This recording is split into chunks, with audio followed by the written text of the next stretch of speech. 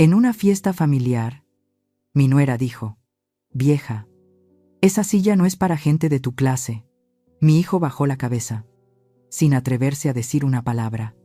Yo solo sonreí. Me levanté y me fui en silencio de la fiesta. Pero el regalo que dejé los dejó sin palabras. Pero antes de continuar, comprueba si estás suscrito al canal y comparte en los comentarios desde dónde estás viendo nuestro video. Nos encantaría saber hasta dónde llegan nuestras historias de venganza. Una vez al mes, organizaba una reunión familiar como tradición.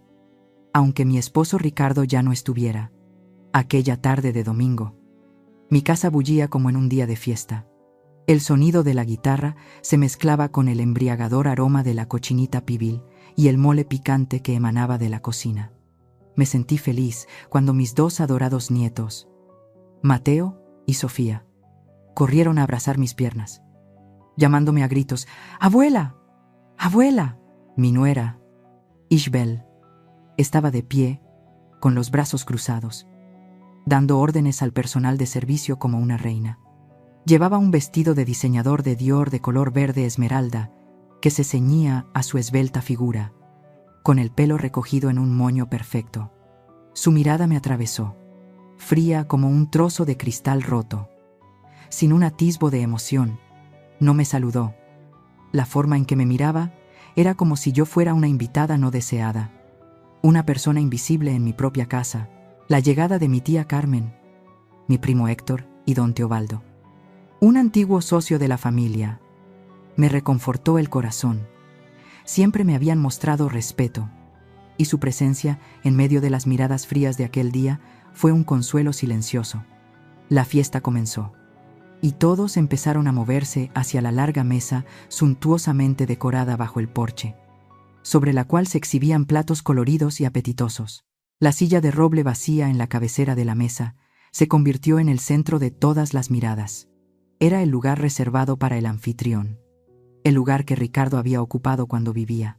Y ese había sido mi lugar durante más de 20 años, desde que Ricardo falleció.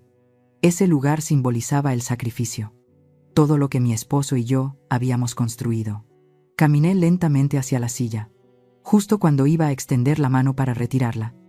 Ishbel fue un paso más rápida.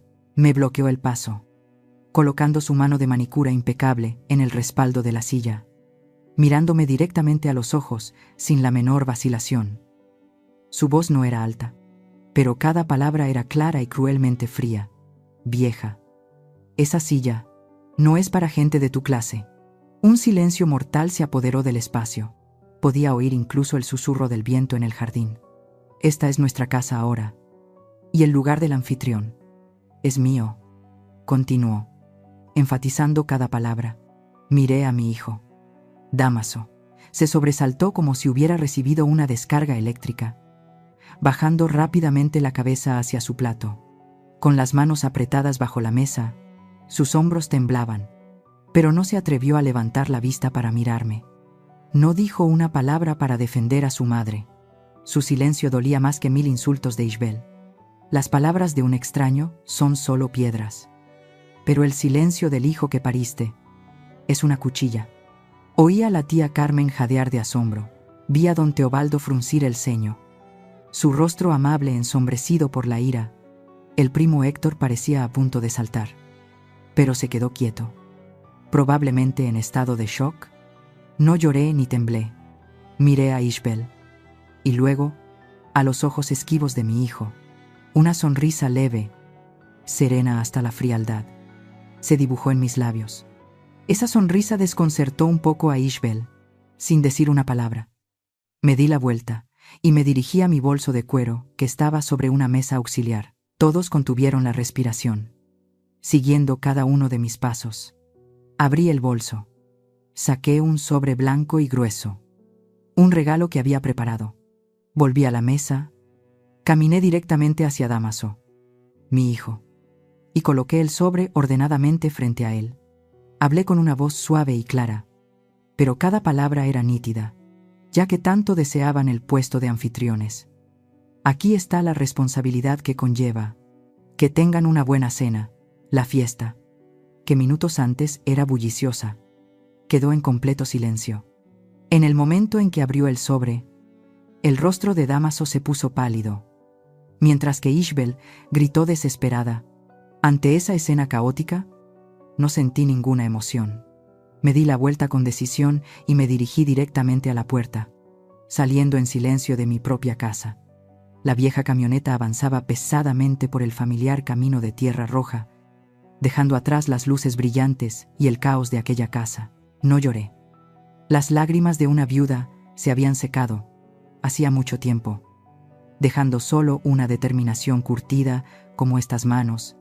La lluvia de la tarde acababa de cesar.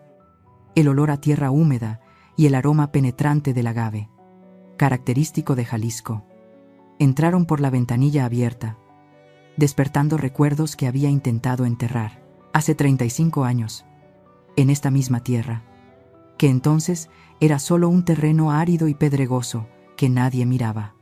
Aristeo y yo invertimos todo nuestro escaso dinero de la boda para comprarla. Todos decían que estábamos locos, pero Aristeo solo sonrió y tomó mi mano, sus ojos brillando con fe. El corazón del agave está en la tierra más dura.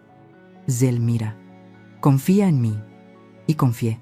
Recuerdo las noches en que nos quedamos despiertos en la primera destilería, que era solo un cobertizo de chapa, caliente como un horno. Mis manos estaban llenas de ampollas, doloridas. Algunas noches incluso sangraban por tener que tapar cada botella de tequila a mano, mientras Aristeo, con los ojos rojos, vigilaba la temperatura del horno. Mi hijo, el pequeño Dámaso, a menudo se quedaba dormido sobre los sacos de azúcar en un rincón de la destilería. Acurrucado por el frío, yo le ponía mi abrigo. Y luego me subía a la vieja camioneta, conduciendo yo misma para entregar las primeras cajas a Guadalajara a las 3 de la mañana. Cuando Aristeo enfermó por los años de inhalar humos tóxicos, no dudé en vender la única tierra heredada que mis padres me habían dejado. Pero Dios no nos concedió un milagro. Recuerdo como si fuera ayer el día que murió. Me apretó la mano con fuerza. Su voz un susurro: cuida de Dámaso. Y nunca vendas. La promesa nuestra. Después de que se fue, fui padre y madre. De día, era la dura señora Zelmira, enfrentándome sola a competidores astutos como el viejo Ricardo Montero, que siempre acechaba para devorar la fábrica. Le miré directamente a los ojos y le dije: esta fábrica no está en venta. Señor, por favor, retírese. Por la noche, volvía a casa. Me quitaba mi coraza. Revisaba pacientemente los deberes de Dámaso. Escuchaba todas sus historias de la escuela. Hice todo, solo para que él tuviera una vida plena, que su padre y yo nunca tuvimos. Por muy dulces que fueran esos recuerdos de sacrificio, el contraste con el presente era amargo. Mis pensamientos me llevaron de nuevo al día en que Dámaso trajo a Ishbel a casa para presentarla. Entró en la hacienda que Aristeo y yo habíamos construido con sudor y amor. No elogió los gráciles arcos ni el hermoso patio de azulejos de Talavera. La primera frase que dijo, con el ceño fruncido de disgusto, fue: aquí huele mucho a tierra. El aroma de nuestras raíces, de la vida que había nutrido a toda esta familia. Era lo que ella despreciaba. Esa fue la primera grieta. Recuerdo las noches que pasé encorvada sobre los libros de contabilidad para que Dámaso pudiera entrar en la universidad más prestigiosa. Ese recuerdo fue interrumpido bruscamente por la imagen de Ishbel. Solo unas semanas después de mudarse, quitando con indiferencia la foto de mi boda con Aristeo de su lugar de honor sobre la chimenea. Cuando le pregunté, solo sonrió débilmente. Su estilo es demasiado anticuado. Mamá, no va con la decoración minimalista que estoy siguiendo.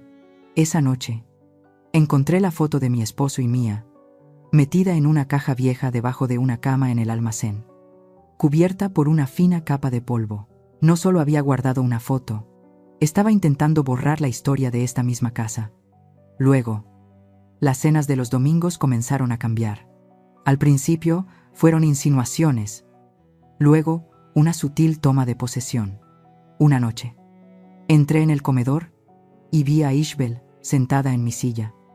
La de la anfitriona. Sonrió falsamente. Mamá, hoy me siento aquí. Leí que el cabeza de familia debe sentarse orientado al sur para atraer energía positiva. Es bueno para el negocio de Dámaso. Miré a mi hijo, esperando una objeción, pero él solo asintió con la cabeza, evitando mi mirada. Puedes sentarte a mi lado. Mamá, no pasa nada. Su silencio ese día, esa cobarde complicidad, fue el ensayo para el silencio absoluto en la fatídica fiesta. El desprecio se hizo cada vez más abierto. Recuerdo una vez que, orgullosa, llevaba a mi nieto Mateo de la mano por la destilería, explicándole el mágico proceso de fermentación del aguamiel. El niño estaba fascinado. De repente, Ishbel se acercó y le arrebató la mano a Mateo de la mía. Su voz agria y desagradable. Vamos. Cariño, no te ensucies las manos. Este tipo de trabajo manual, que lo hagan otros. En ese momento, me di cuenta de que, a sus ojos, yo ya no era la persona que había derramado sangre y lágrimas para crear todo esto. Solo era otra persona. Y entonces, la gota que colmó el vaso. Fue una tarde. Dámaso estaba hablando por teléfono, estresado por un envío atascado en la frontera. Después de colgar, me acerqué con delicadeza y le ofrecí un consejo sincero basado en mis décadas de experiencia.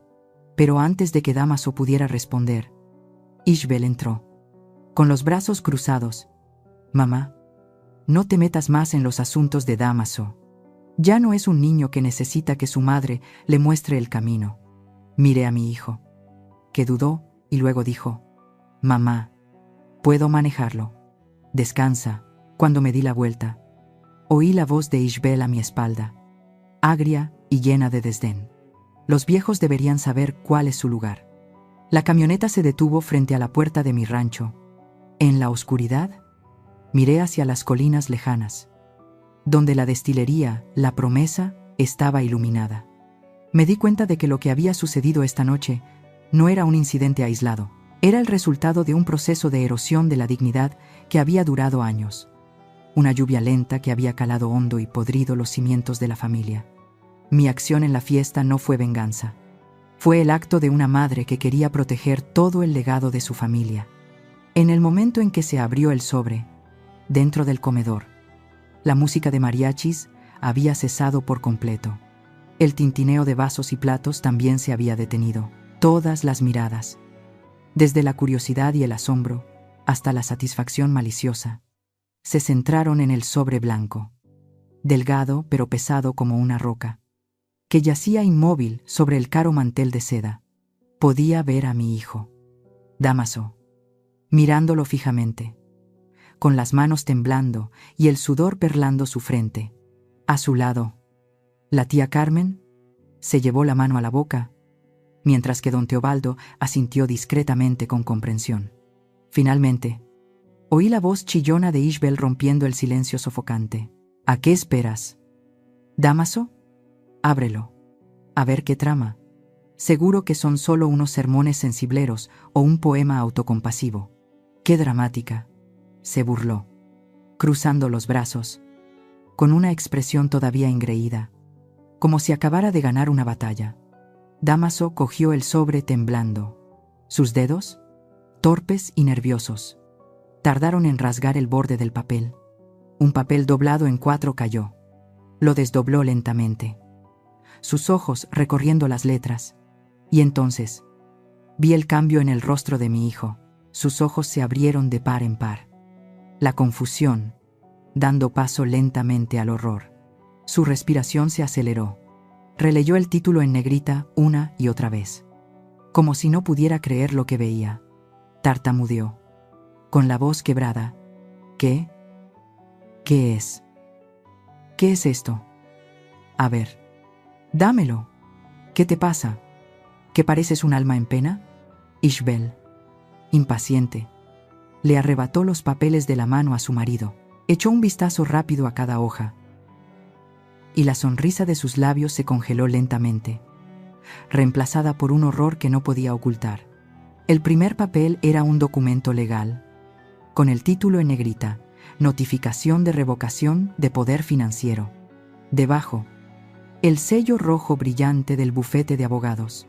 El contenido era muy claro. Todo acceso de las Ra. Ishbel, de Álvarez y el Sr. Dámaso Armenteros, a todas las cuentas principales de la empresa Tequila La Promesa y a la cuenta personal de las Ra. Selmira Armenteros quedaba revocado, con efecto inmediato. El segundo papel era más breve. Una carta notificando que la asignación mensual de 150,000 pesos que les enviaba para gastos familiares cesaría a partir de ese día. El rostro de Ishbel ya había comenzado a palidecer. Pero eso no era todo. El tercer papel fue el golpe de gracia. Su título era Notificación de desalojo de residencia. El documento establecía claramente que la magnífica hacienda en la que vivían, de la que acababan de expulsarme de la silla principal, era propiedad exclusiva de la Esra. Selmira Armenteros.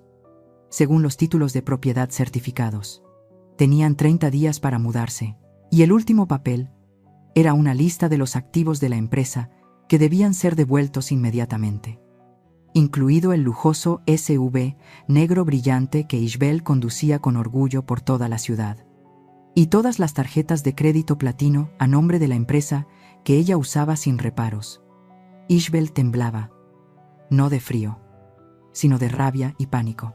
El papel en su mano se arrugó, su voz se rompió en un grito agudo, un grito que ya no tenía aire de superioridad y arrogancia, sino solo pánico y rabia desnudos.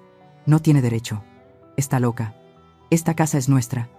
Este dinero lo ganó Dámaso.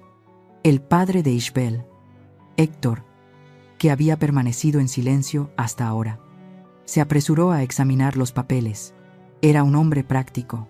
Después de leer, su rostro, normalmente rojo por el tequila, se volvió ceniciento.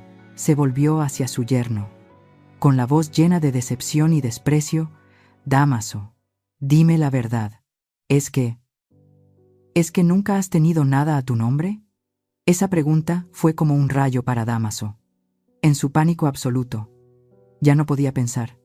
Empujó su silla. Salió corriendo por la puerta. Corrió desesperadamente hacia el patio delantero, gritando mi nombre en vano. Gritó, con la voz quebrada por el miedo: Mamá, mamá, por favor no hagas esto. Podemos hablar. Es mi culpa.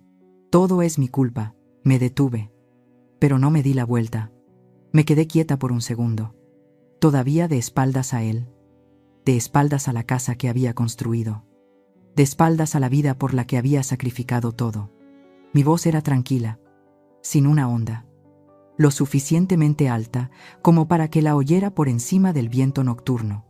Ya es demasiado tarde para hablar. Dámaso, dije. Tuviste innumerables oportunidades para hablar. Tuviste años para elegir. Y ya has elegido.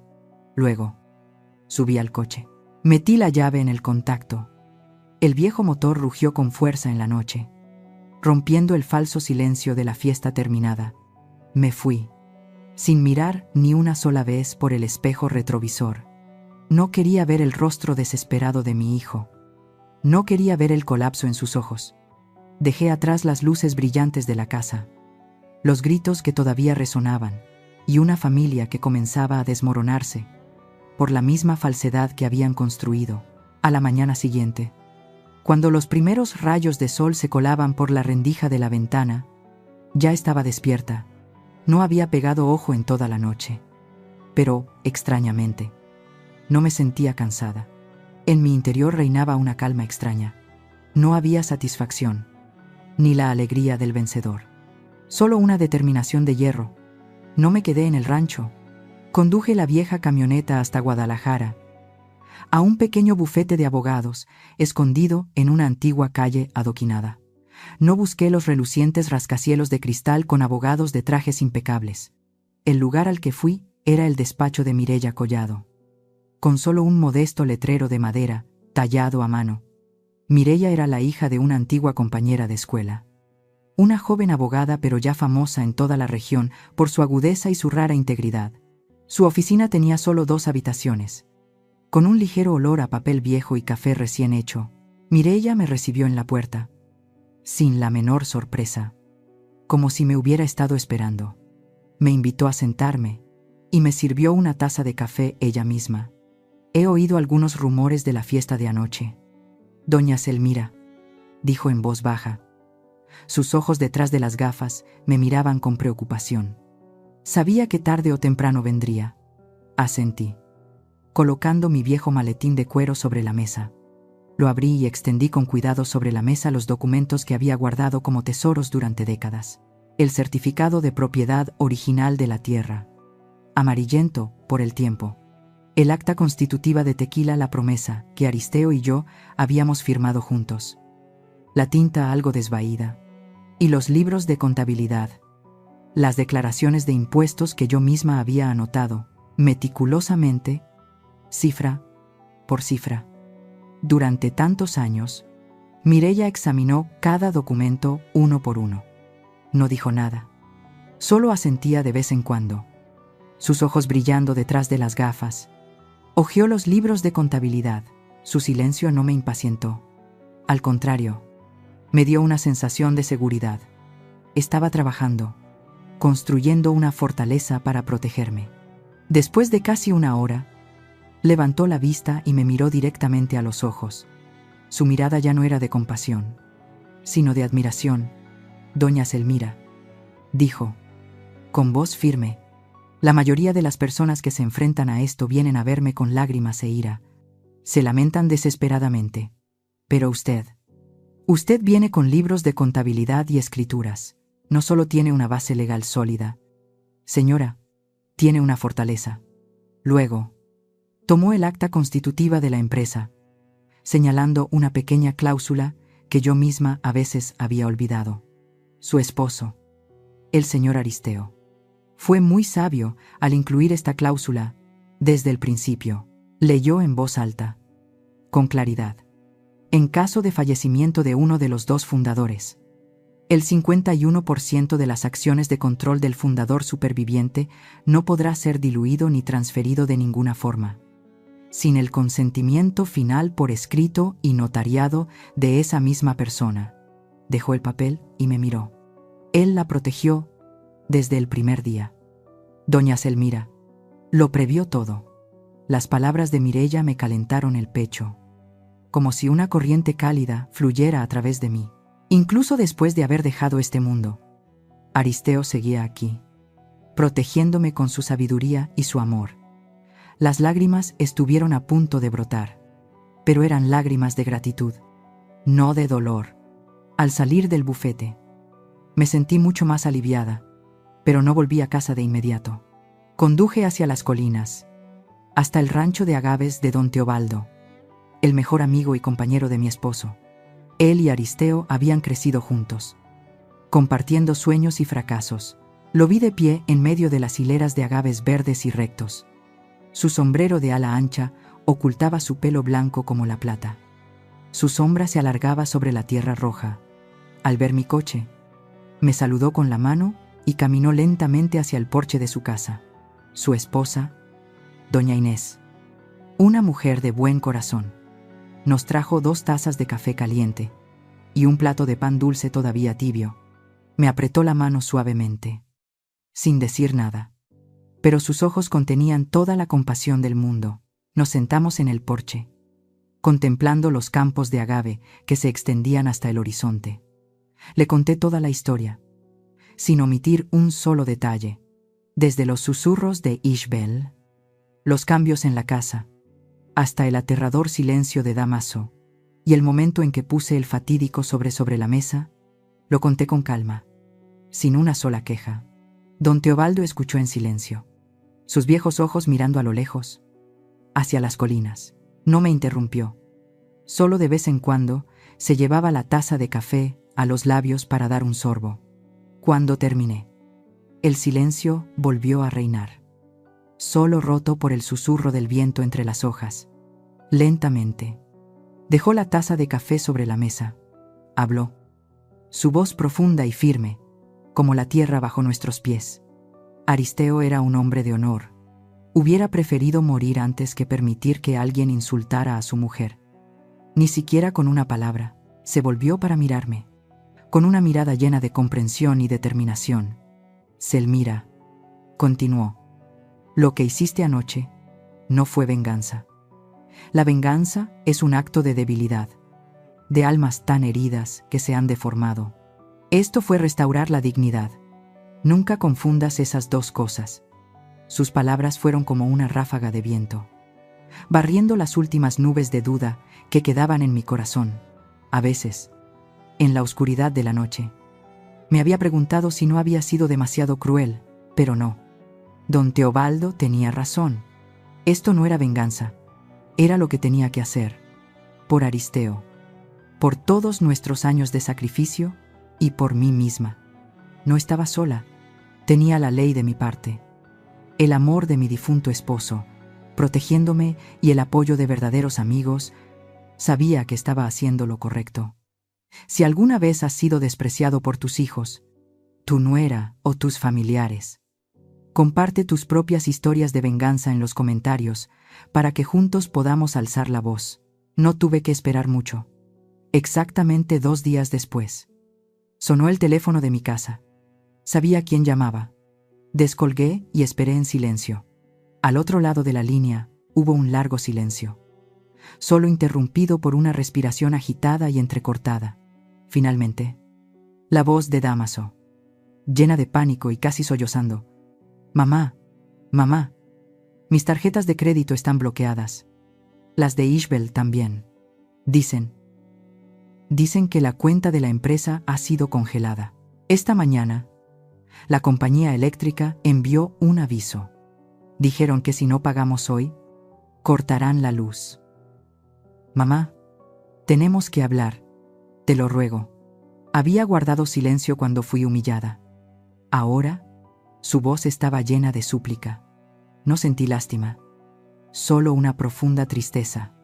Respondí, con una voz tan tranquila que era fría. Entonces, ven a la casa del rancho. A las 8 de la noche.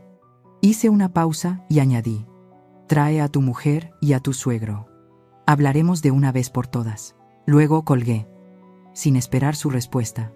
A las 8 de la noche, el lujoso SUV, que pronto dejaría de ser suyo, se detuvo bruscamente frente a mi patio. La puerta del coche se abrió. Ishbel y su padre, Héctor, entraron. Primero, el rostro de Ishbel estaba hinchado, resentido, mirándome como si quisiera comerme viva. Héctor adoptó la apariencia de un negociador, pero la tensión era evidente en su frente arrugada. El último en entrar fue Dámaso. Mi hijo parecía un niño perdido, con los hombros encogidos y la cabeza gacha, sin atreverse a mirarme. Los esperaba en la sala de estar, y en el lugar más honorable, justo sobre la repisa de la chimenea, estaba la foto de mi boda con Aristeo. La había vuelto a colgar esa misma mañana. Quería que Aristeo estuviera aquí, presenciando este momento conmigo. Se sentaron en el sofá de enfrente, formando una línea de batalla silenciosa.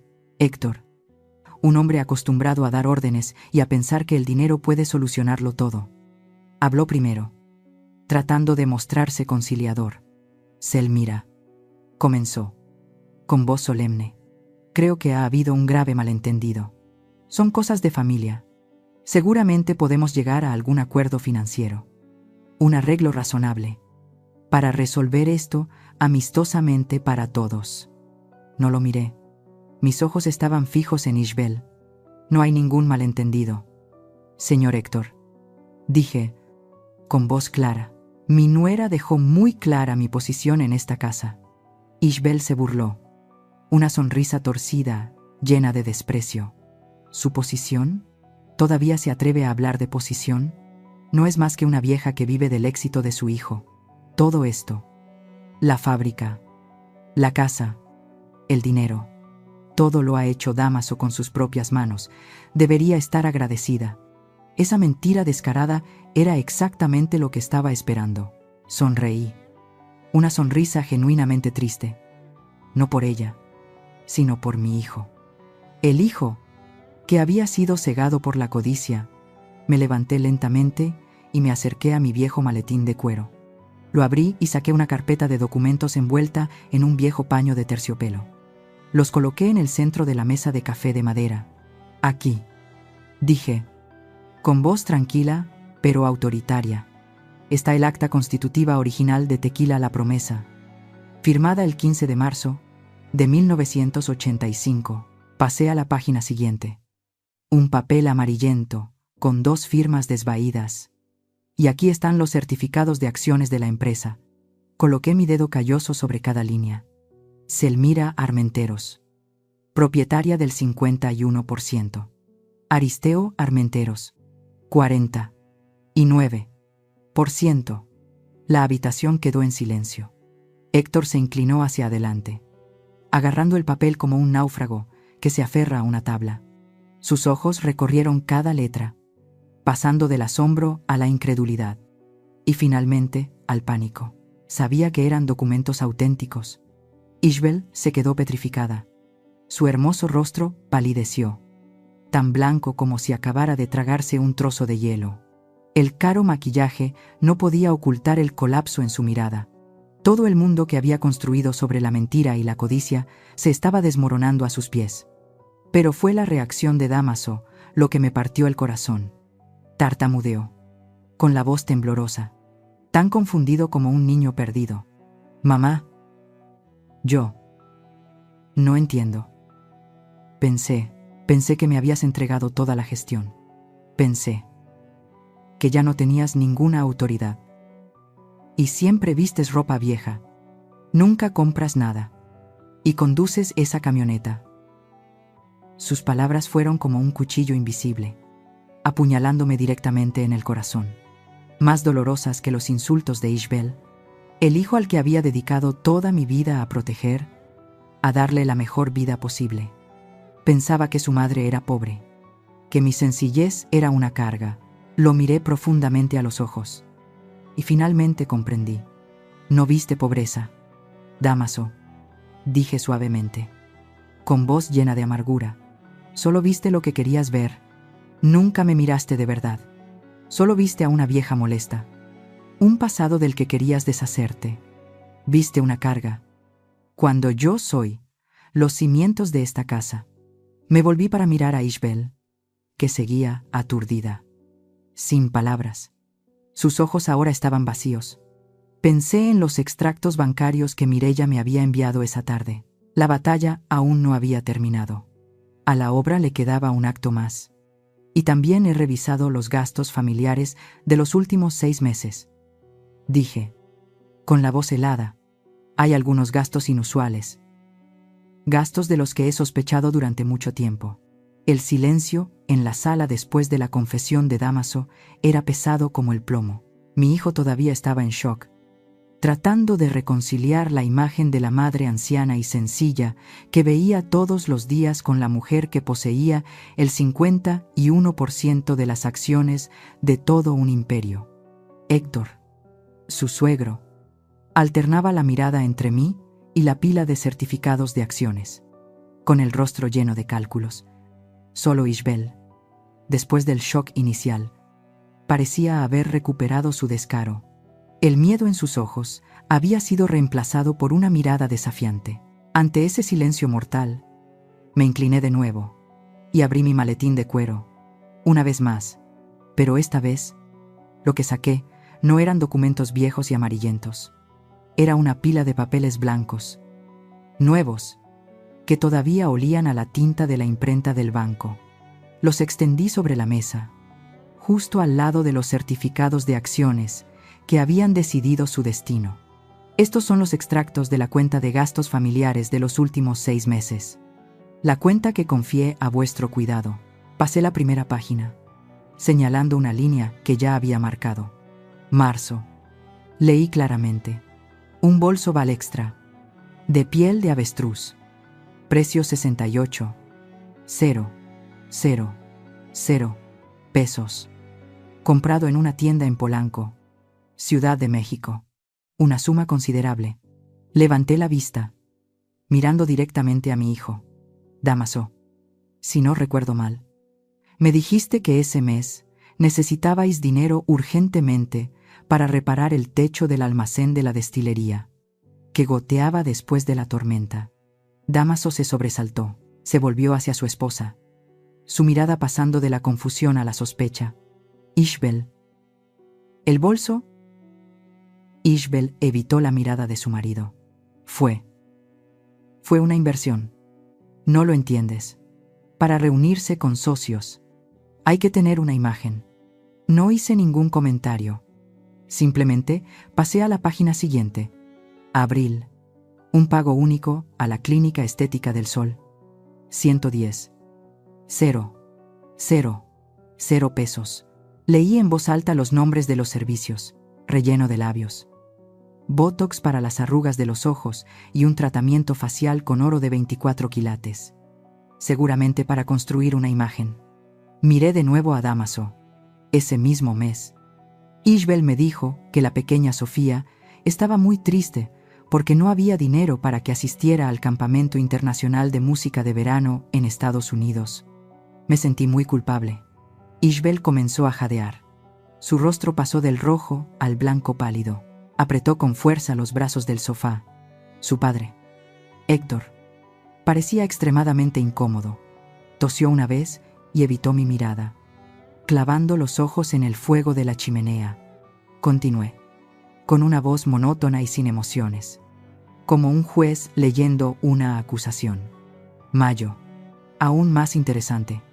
Un viaje de fin de semana a Los Cabos con amigos. Billetes de avión en clase business. Habitación en un resort de 5 estrellas con vistas al mar. La factura total superó los 150. 0 pesos. Hice una pausa, mirando profundamente a los ojos de Dámaso. Mi pobre hijo. Todavía recuerdo como si fuera hoy el día que me llamaste. Dámaso, tu voz estaba llena de pánico, diciendo que uno de los alambiques principales de la destilería se había roto y que necesitabas dinero urgentemente para pedir piezas de repuesto de Alemania. Incluso dijiste que sin ellas tendríamos que detener la producción. Dámaso ya no podía mantenerse en pie, se desplomó en la silla, llevándose las manos a la cabeza.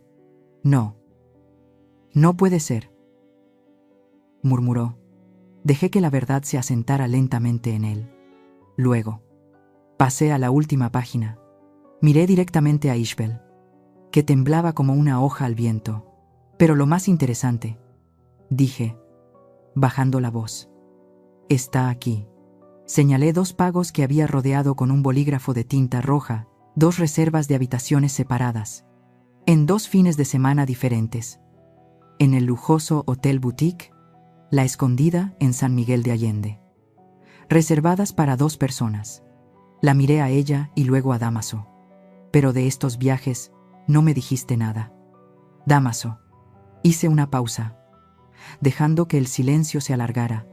Luego, asesté el golpe final. Y la persona que te acompañaba, el nombre que figura en las notas de la reserva, es Ricardo Montero Jr. El nombre de Ricardo Montero Jr. resonó en la sala como un trueno. Era el hijo de Ricardo Montero, el archienemigo de la familia, el hombre que había intentado por todos los medios hundir a mi familia durante tantos años. Dámaso se puso de pie de un salto. La silla detrás de él cayó al suelo con estrépito. Se volvió bruscamente hacia Ishbel. Su rostro ya no mostraba confusión, sino una furia y un dolor extremos. Sus ojos estaban inyectados en sangre. Ishbel, me dijiste que no nos llegaba el dinero. Me dijiste que mi madre era tacaña, que explotaba mi trabajo. ¿Y tú? ¿Estabas con ese tipo? Su rugido ya no era una palabra, sino un grito desgarrado por la traición. La última máscara de calma de Ishbel se hizo añicos. Se puso de pie de un salto, enfrentándose a mí, no con remordimiento, sino con toda la amargura y la desesperación de un animal acorralado. Gritó, con una voz estridente y llena de odio, señalándome directamente a la cara. Sí, no era suficiente. Nunca será suficiente mientras todo el dinero esté en manos de una vieja anticuada como tú. Te quedas con todo el dinero. Tú eres la egoísta. Todo debería haber sido nuestro, de Dámaso y mío. Su grito quedó suspendido en el aire, venenoso y amargo. En ese momento, supe que no se trataba solo de una ruptura financiera, sino del colapso total de una familia. Dámaso miraba a su esposa como a una completa extraña. Sus ojos vacíos, llenos de repugnancia, y Héctor, el padre que siempre se había sentido orgulloso de su hermosa e inteligente hija, solo pudo hundir la cara entre las manos, sin atreverse a mirar a nadie. El telón había caído. Pensé que tendría un poco de paz, la paz de alguien que ha hecho lo que tenía que hacer, por doloroso que fuera. Pero esa paz duró menos de 24 horas. A la mañana siguiente, mientras estaba en el jardín, tratando de encontrar consuelo entre los rosales de Aristeo, sonó mi teléfono. Era doña Inés, la esposa de don Teobaldo. Su voz, normalmente tranquila, temblaba de ira. «Zelmira, ¿usas esa cosa? ¿Ese Facebook?», preguntó. «La niña Ishbel está inventando una historia terrible. Tienes que verlo ahora mismo». Yo no uso esas cosas, pero le pedí a Mireya, la abogada, que me lo enviara, y lo que vi me dejó sin palabras. No de ira, sino de un cansancio infinito ante la capacidad ilimitada del ser humano para mentir. Era una foto, pero no una foto tomada a toda prisa. Estaba escenificada profesionalmente, como la portada de una revista trágica. Ishbel estaba sentada en el suelo, entre cajas de cartón colocadas deliberadamente, con algunos juguetes de niños esparcidos, como si se tratara de una evacuación apresurada. Su pelo estaba artísticamente despeinado, su rostro maquillado sutilmente para revelar unos ojos enrojecidos y llorosos, mirando directamente a la cámara con una expresión de desolación desgarradora. Y en sus brazos estaban mis 2 nietos. Mateo y Sofía abrazaban a su madre con desconcierto. 2 niños inocentes, convertidos en accesorios de la trágica obra de su madre. Acompañaba a la foto un texto largo y sensiblero, escrito con palabras que podrían ablandar hasta las piedras. «Mi corazón está roto», escribió. «No hay dolor más grande que ser abandonada por tu propia familia, después de tantos años de dedicarme a la familia de mi esposo, sacrificando mi juventud. Hoy, mis hijos y yo hemos sido echados de casa sin un céntimo, por mi propia suegra, una mujer dominante y cruel. Mi único tesoro ahora son mis 2 pequeños hijos. Quizás mi único error fue amar demasiado a su hijo. Y ella nunca quiso ver a su hijo verdaderamente feliz». La publicación se extendió a la velocidad de un incendio en un prado seco. Inmediatamente, el círculo de amigas de la alta sociedad de Ishbel, mujeres que solo conocían la vida a través del prisma de las fiestas y los artículos de lujo, se lanzaron a comentar. «Oh, Dios mío, Ishbel, lo siento tanto por ti. ¿Cómo puede alguien ser tan cruel? ¡Qué horror! No puedo creer que exista una suegra tan malvada como el diablo. Sé fuerte. Chica, todos estamos contigo. Si necesitas algo, solo pídelo». La historia de la pobre nuera maltratada por su suegra se convirtió rápidamente en el tema de conversación de nuestro pequeño pueblo. Las mentiras de Ishbel, adornadas con lágrimas y fotos de niños, eran mucho más fáciles de escuchar y creer que la complicada verdad.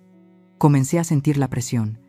Cuando iba al mercado, recibía miradas curiosas, dedos que señalaban y susurros a mis espaldas. La señora Elena de la tienda de telas, que la semana anterior me había saludado calurosamente, ahora solo asentía con frialdad y se daba la vuelta rápidamente. La gente que antes era amable, ahora evitaba mi mirada. Su silencio era más aterrador que las acusaciones. La presión llegó a su punto álgido una tarde. El padre Miguel, un hombre muy respetado en todo el pueblo, vino a verme al rancho. Le ofrecí una taza de café, pero la rechazó. Se sentó en la sala de estar, mirándome con preocupación y aconsejándome suavemente. No me criticó, pero fue su amabilidad, lo que supuso el golpe psicológico más duro. Doña Selmira, comenzó. Sé que los asuntos familiares son complicados. No estoy aquí para juzgar. Pero Dios nos enseña a amar y perdonar. Ishbel es joven e inexperta. Y Dámaso es su hijo. Quizás debería abrir su corazón a la compasión. Por la felicidad de sus 2 pequeños nietos. Sus palabras demostraban que él también se había creído la historia de Ishbel. Mi corazón se encogió. Incluso un hombre tan piadoso como él había sido cegado por esa actuación. Podría haber presentado los documentos, las pruebas. Pero ¿cómo podía discutir con una compasión mal dirigida? Me quedé en silencio, con la cabeza gacha. Gracias por su preocupación, padre. No me justifiqué. No entré en la pelea de lodo en las redes. Elegí el silencio, pero mi silencio, a los ojos de la opinión pública en ese momento, me hacía parecer aún más culpable, como si estuviera agachando la cabeza para admitir mi culpa. Cuando el padre Miguel se fue, el sol se puso, tiñendo de rojo un rincón del cielo. Me quedé sola en la casa silenciosa, mirando por la ventana, sintiendo el frío rechazo de todo el pueblo a mi alrededor. La obra de Ishbel había sido un éxito rotundo. Aunque tenía la verdad y la ley de mi lado, estaba perdiendo la guerra de la opinión pública, aislada e incomprendida. La injusticia alcanzó su punto máximo, espesándose como la noche que caía lentamente sobre el rancho. Me pregunté si la verdad todavía tenía algún poder, cuando la mentira podía llorar de una manera tan conmovedora. Pasaron varios días en un silencio pesado. Me encerré en el rancho, acompañada por mis rosales y mis recuerdos. Todo el pueblo parecía susurrar a mis espaldas, y cada susurro era como una pequeña aguja invisible pinchando mi piel. Sabía que la obra de Ishbel había triunfado. Sus lágrimas, la imagen de los niños, se habían convertido en un velo perfecto para la verdad. Tenía en mis manos todos los documentos legales, pero estaba perdiendo la batalla, donde el arma era la compasión. Y entonces, en medio de la niebla de la mentira, brilló una pequeña luz. Desde el lugar que menos esperaba, fue Silvana, mi antigua empleada doméstica. Era una mujer de pocas palabras, resignada, que había sido testigo silencioso de todos los cambios en esa casa. Después de muchos días de duda, quizás su conciencia no le permitió seguir en silencio. No tenía poder, ni dinero, pero tenía algo que Ishbel había perdido: la verdad. No discutió, no insultó, simplemente escribió un comentario breve, sincero y contundente, justo debajo de la publicación lacrimógena de Ishbel. Cuando Mireya me leyó ese comentario por teléfono, algo cálido se deslizó en mi pecho, disipando el frío de los últimos días. Escribió: trabajé en esa casa durante 12 años. Sé qué tipo de persona es doña Selmira. Cuando mis 2 hijos necesitaron dinero para ir a la universidad, fue ella quien pagó la matrícula completa hasta que se graduaron. Cuando mi esposo tuvo un accidente laboral, también fue ella quien pagó todas las facturas del hospital, sin dudarlo un segundo. La mujer de esta foto, ella no es la víctima. El comentario de Silvana fue como una pequeña piedra arrojada a un lago en calma, creando las primeras ondas. Por supuesto, las amigas de Ishbel se lanzaron inmediatamente al ataque, diciendo que solo era una exempleada resentida, inventando historias por venganza. Decían: seguro que está amargada porque la despidieron. No creáis las palabras de una sirvienta, pero habían subestimado el valor de una persona honesta. Silvana no se detuvo. Decidió publicar en su perfil personal pruebas concretas. Eran fotos que había tomado con su viejo teléfono, fotos de las facturas de bolsos de diseño, los billetes de avión para vacaciones en Los Cabos que Ishbel había tirado a la basura de su habitación. Escribió un pie de foto simple, sin una palabra amarga, pero afilado como una navaja. Esta es la vida, sin un céntimo de la que hablaba. Ya no era palabra contra palabra. Eran pruebas, las cifras, los lugares de lujo. Aparecían claramente, contradiciendo directamente la imagen de madre pobre y digna de lástima que Ishbel se esforzaba por construir. La opinión pública comenzó a tener serias dudas. Y fue entonces cuando se rompió la presa. El valiente acto de Silvana desató una ola de verdad. El señor José, el antiguo capataz de la fábrica La Promesa, un hombre que había pasado toda su vida con mi familia, escribió un largo post. Habló de los difíciles comienzos, de cómo él mismo había visto cómo vendía la tierra heredada de mis padres para pagar el tratamiento de Aristeo. Escribió: puede ser estricta, pero su corazón es de oro. Que nadie insulte a nuestra doña Selmira. Luego, los vecinos de toda la vida, los pequeños comerciantes del pueblo, la gente a la que la familia Armenteros había ayudado en tiempos difíciles, uno por uno, contaron sus propias historias. Uno contó cómo les había permitido deberle dinero cuando su negocio iba mal. Otro contó cómo Aristeo y yo habíamos donado para construir la iglesia del pueblo. Cada historia era una pieza del rompecabezas, que juntas creaban una imagen de Selmira completamente opuesta a la que Ishbel había pintado. Era la imagen de una mujer que se había sacrificado, que había construido y que había dado. La opinión pública dio un giro de 180 grados. Tan rápido como una tormenta de arena cambia de dirección. Bajo la publicación de Ishbel, los comentarios de compasión desaparecieron, reemplazados por una serie de preguntas cada vez más incisivas. Espera, ¿qué está pasando? ¿Por qué tanta gente defiende a la suegra? ¿Y qué hay de esas facturas? Explícalo. Ishbel, ¿así que esto es la obra de una actriz profesional? ¡Qué despreciable! Y entonces, alguien anónimo lanzó la bomba final, reviviendo un detalle que muchos habían pasado por alto. Un momento. ¿Quién es Ricardo Montero Jr.? Porque vi su nombre mencionado en un comentario que fue borrado.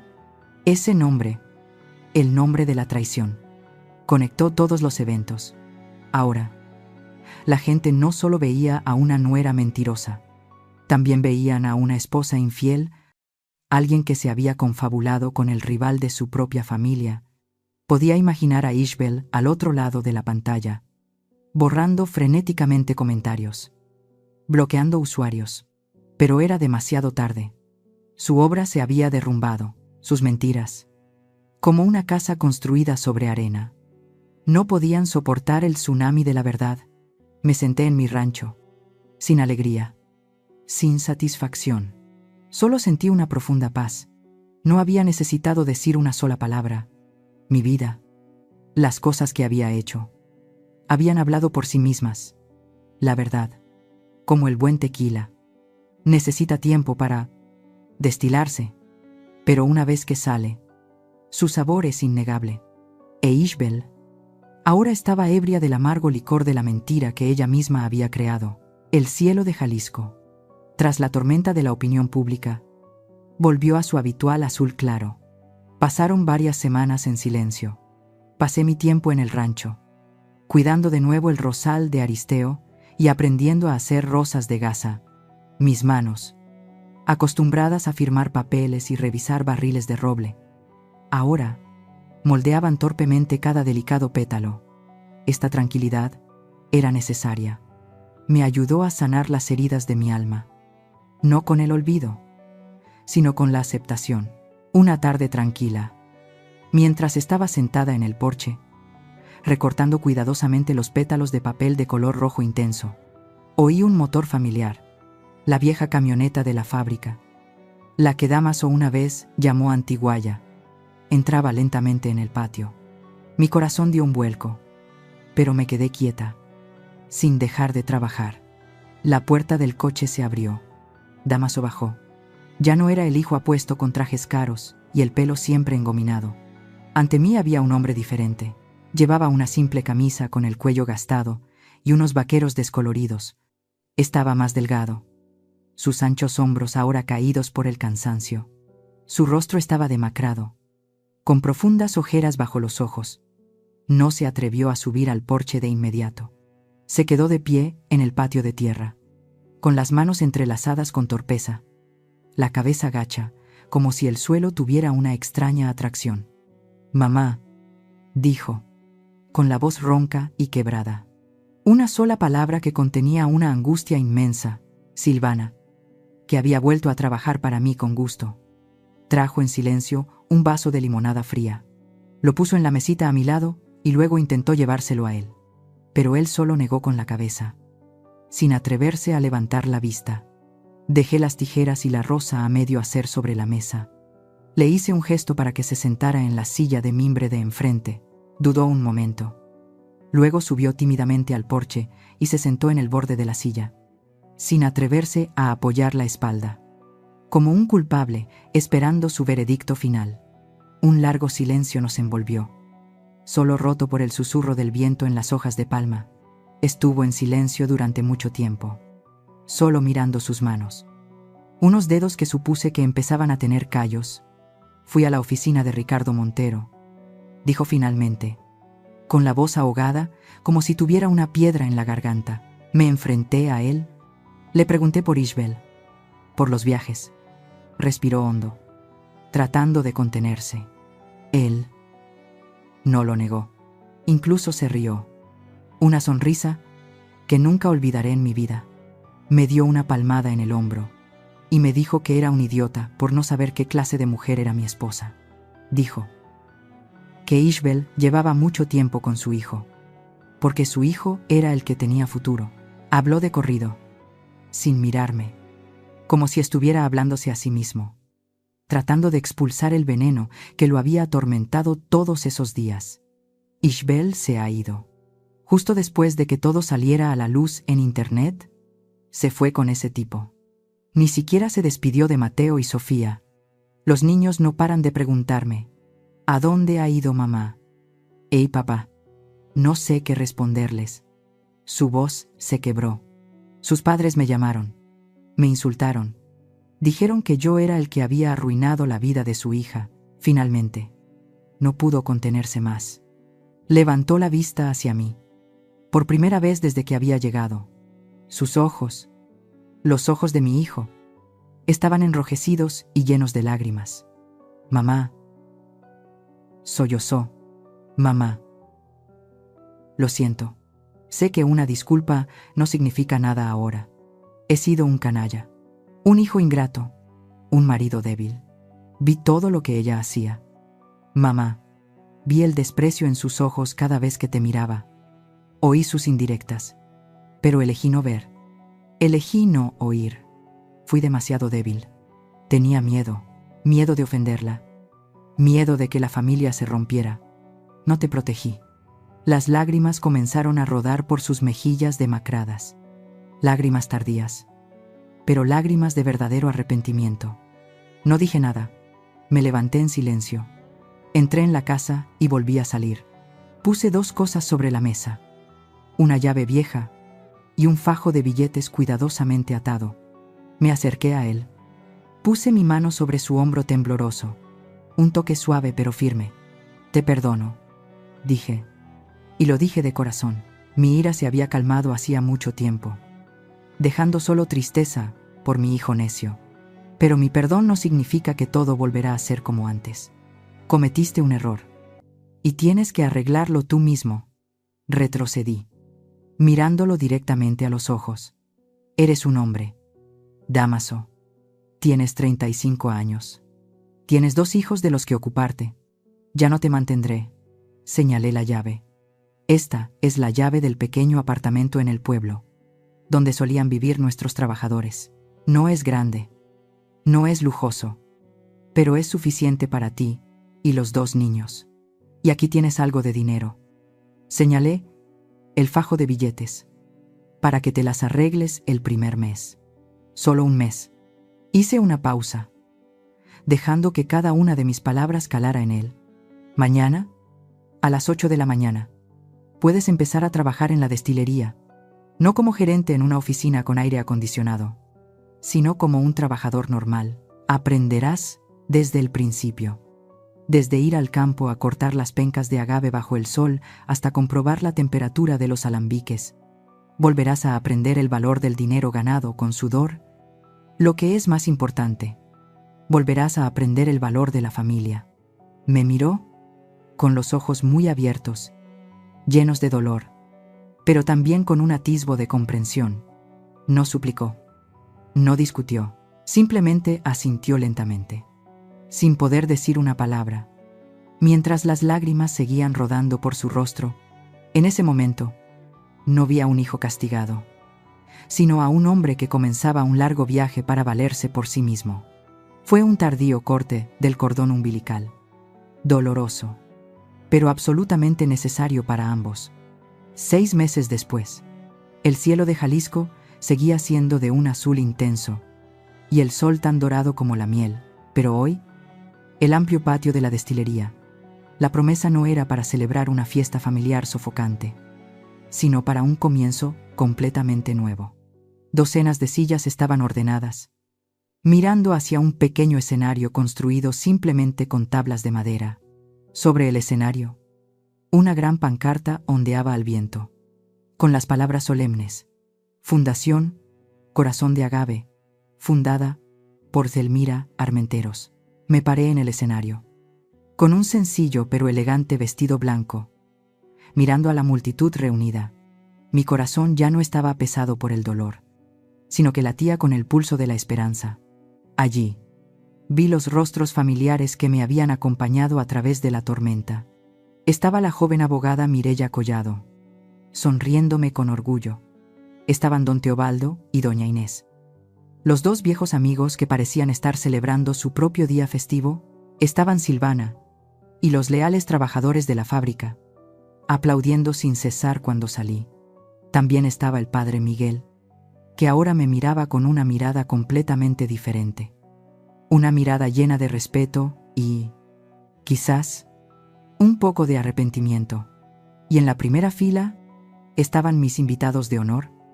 No eran políticos ni empresarios ricos. Eran mujeres como yo, una anciana con ojos hundidos, a quien su propio hijo había abandonado en una residencia de ancianos después de vender todas sus tierras. Una viuda demacrada, a quien la familia de su esposo le había arrebatado toda la herencia y la había echado de casa. Ellas fueron las primeras personas a las que mi fundación buscó y ayudó. En un rincón del patio, escondido entre la multitud, vi a Dámaso. Estaba de pie con mis 2 nietos, Mateo y Sofía. No llevaba traje, sino el uniforme de trabajo azul descolorido. Estaba indicando a otros trabajadores que colocaran más mesas y sillas para los invitados que llegaban tarde. 6 meses de trabajo bajo el sol y la lluvia lo habían cambiado. Parecía más fuerte. Su piel bronceada por el sol de Jalisco. Levantó la vista y se encontró con mi mirada. Asintió levemente. Y en sus ojos ya no había culpa, sino un respeto sincero. En ese momento, supe que estaba en el camino correcto. Me acerqué al micrófono. Respiré hondo. El olor a tierra húmeda después de la lluvia de la noche anterior y el dulce aroma característico del agave tostado de la promesa llenaron mis pulmones. El aroma que Ishbel una vez había despreciado, ahora era el aroma del renacimiento. Gracias a todos por venir hoy. Comencé, mi voz firme, resonando a través de los altavoces. Mucha gente me ha preguntado, ¿por qué llamar a la fundación Corazón de Agave? Sonreí, mirando los campos de agave azul que se extendían detrás de la destilería.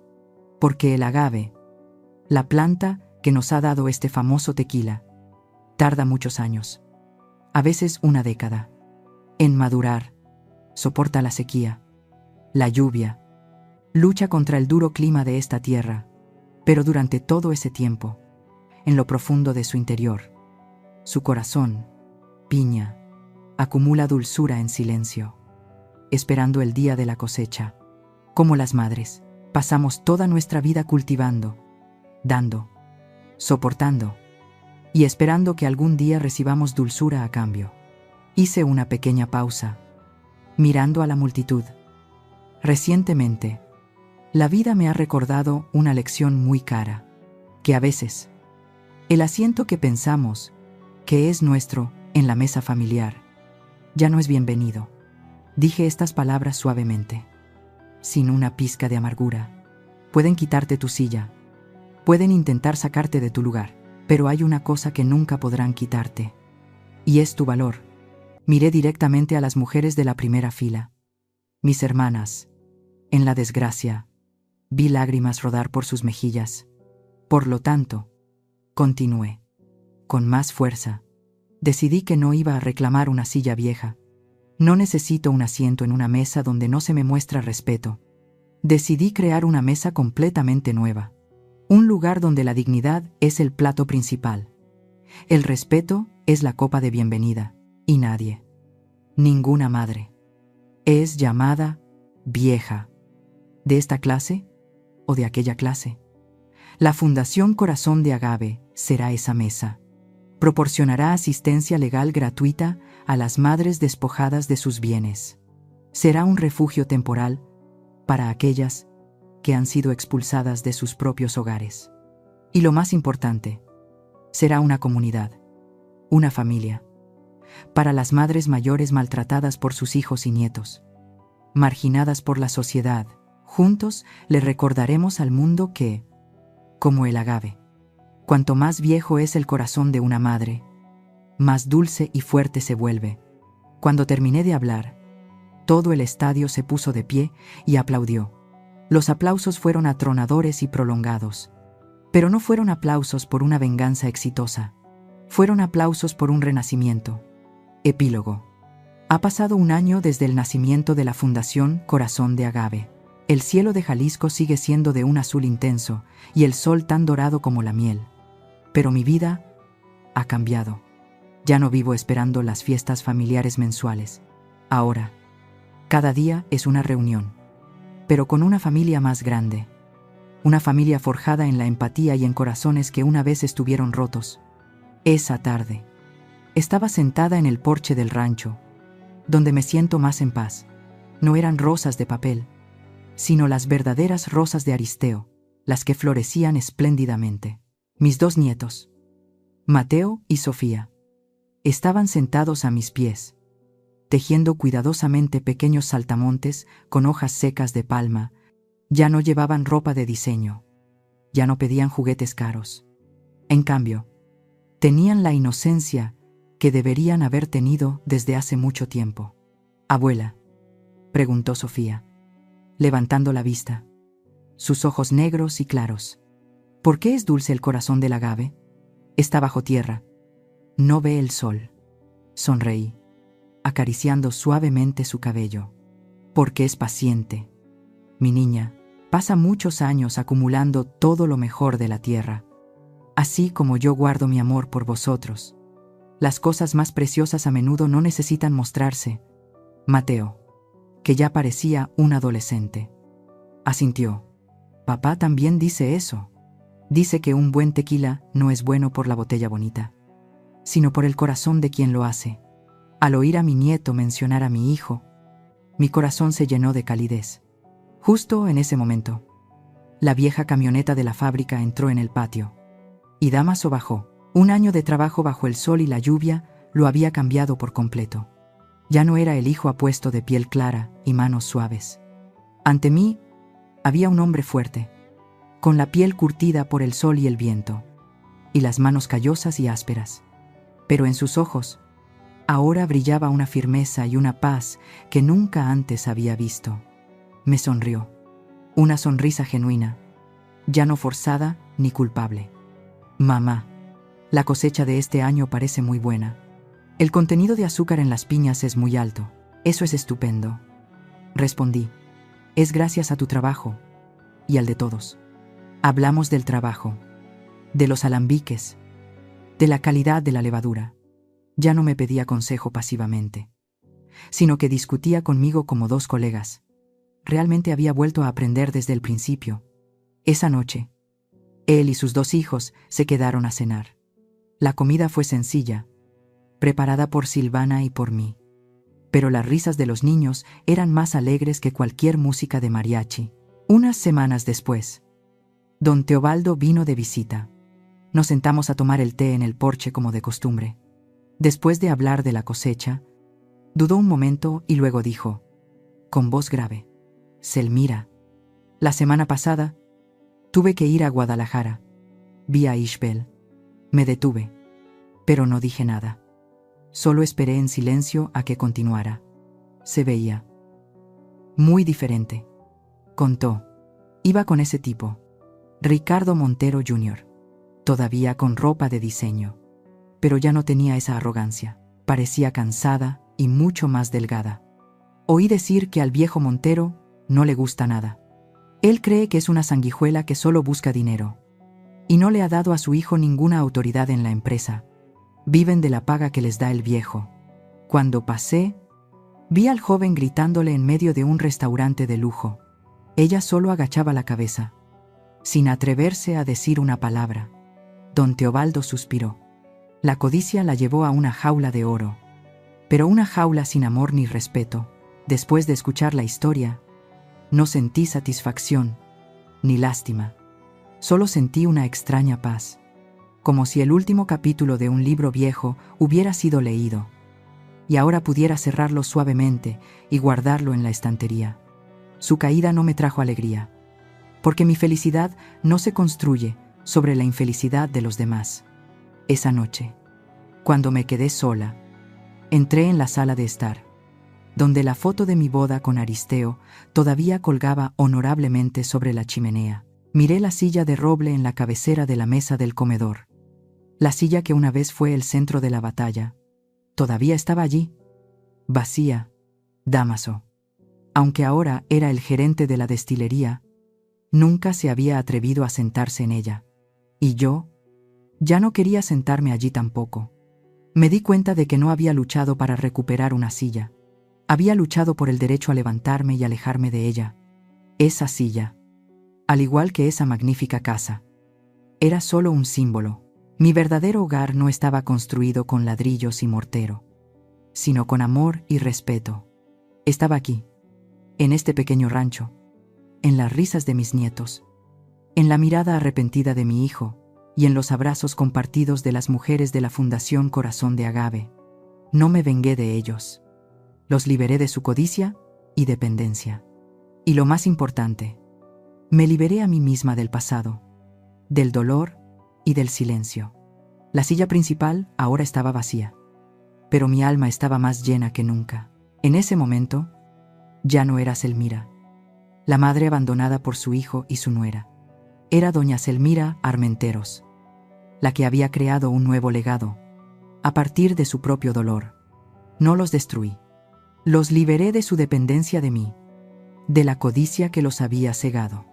Y lo más importante de todo, me liberé a mí misma del pasado, de la silla vacía en la cabecera de la mesa, y encontré un lugar nuevo, mucho más grande. Y cuando miré a esas mujeres, a mi hijo, sudando por su trabajo, al legado mío y de Aristeo, que no era solo tequila, sino también esperanza, me di cuenta de una profunda verdad. Mi historia no es una historia de venganza. La venganza solo trae una satisfacción momentánea, pero corroe tu alma, convirtiéndote en la misma persona que odias. Esta es una historia sobre la recuperación de la dignidad. El dolor de ser traicionado por las personas que más amas puede reducirte a cenizas, o puede convertirse en el fuego que te forja para ser más fuerte. Yo elegí el fuego. A todas las mujeres, a todas las madres que han pasado su vida construyendo, por favor, nunca permitan que su silencio se confunda con debilidad, y nunca permitan que su sacrificio se dé por sentado. Tu valor no reside en la silla que otros te dan. Reside en quién eres, en lo que has creado, con tus propias manos y tu mente. Si en la mesa que preparan ya no hay lugar para ti, no intentes forzar un asiento apretado e irrespetuoso. Ten el valor de darte la vuelta y construir tu propia mesa. Una mesa más grande, más fuerte, donde tu dignidad sea el lugar de honor.